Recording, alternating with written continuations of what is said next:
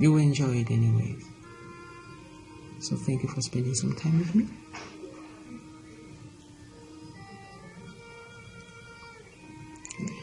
My learning path.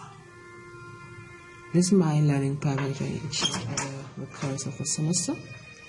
And I think the part I like all of them actually. And then there was the HTML online portfolio. And I'm going to show you some of the things that I did with it.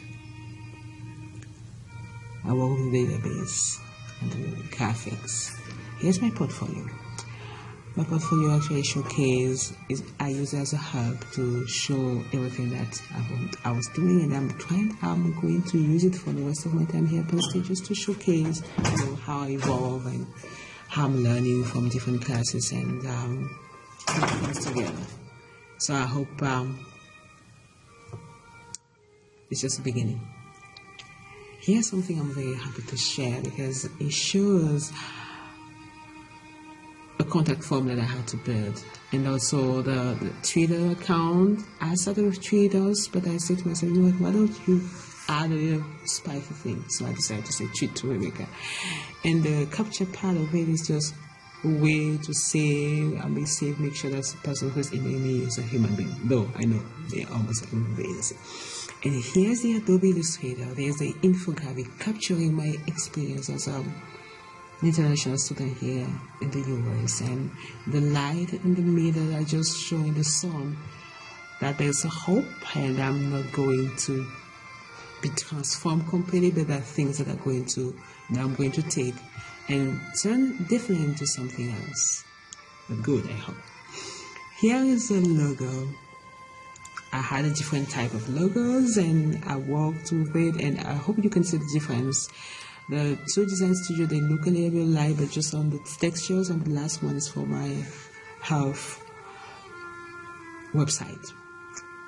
It was just, I was trying to have fun with it and working, and I think that's something you need to do whenever you design something.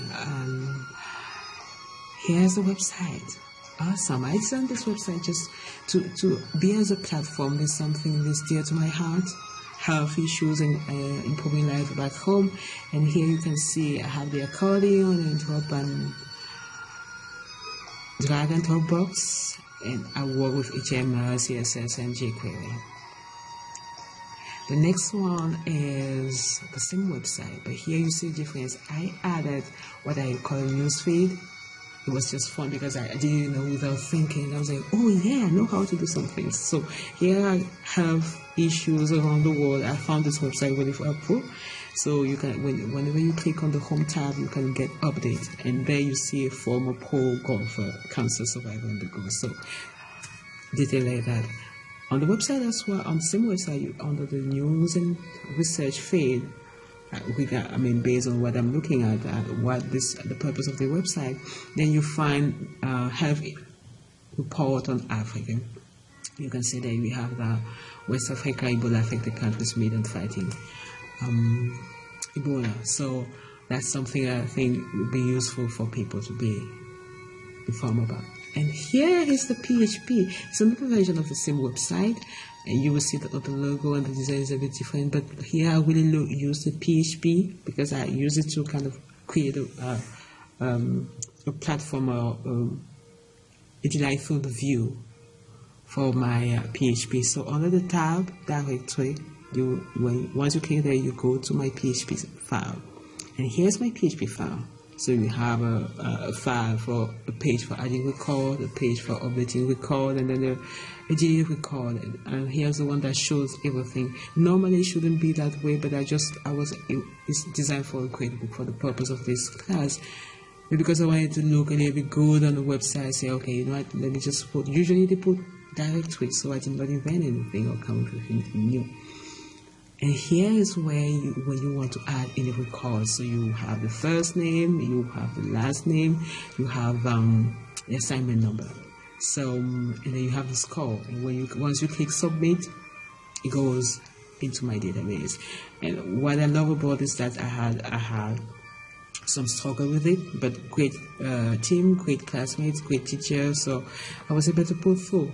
And here's the page where if you want to add a record or look for someone, you can just find that record there. I think this is the one with adding a name. Like you want to add a name and you want to add a score, then you can add the specific things like the student name, and there you go. And here I have, if you want to delete anything, if you want to delete the name of a student, you just come to this form, you click on that, and then it gives you the delete form where you can actually submit your query and then delete the name of anybody in the website, in the database actually. So it's lovely because of the struggle you go through, and you just enjoy it. Here's something that I did personally. It was digital storytelling, and you had to create something. I decided to work with Adobe Premiere Pro because I've worked with iMovie, Movie Maker, and the other one, I forgot the name. And I was trying to work with Adobe Premiere and see what it was. It's a great tool, and I think that's the future for me when it comes to editing videos. And I did not only work with building things and doing things, and I actually read as well. And the landscape of mobile learning, here are things that are that cause me to think and review and think critically, compare things and get my own opinion, and reading that led me to other readings, like a door that opens another door. So I started with designing liberation technologies and what is it and what's the purpose. So bring in my own perspective. And in my class, we always talk about what is worth designing. So when I thought about the learner, I was like, what type of tool is it worth designing? So that's why you see where to develop tools focus on what learners need. Here's another one, really interesting, another article I read on the Wall Street Journal online.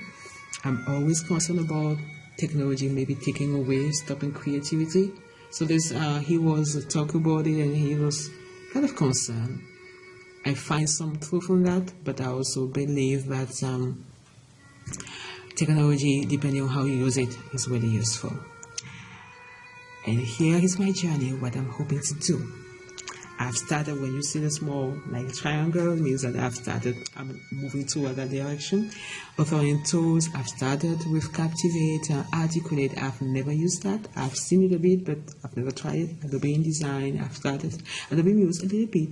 Adobe Edge Flow. It is just a synopsis because there's a lot that I'm planning to learn. And here, not to kind of, show that the design, the badge systems are working, but these are 2 badges that I've received. The other ones I haven't received them because they seem not to be working. I submit all the time, they're not working, but it's a good learning process, that's why. And I'm just so happy to show you my work.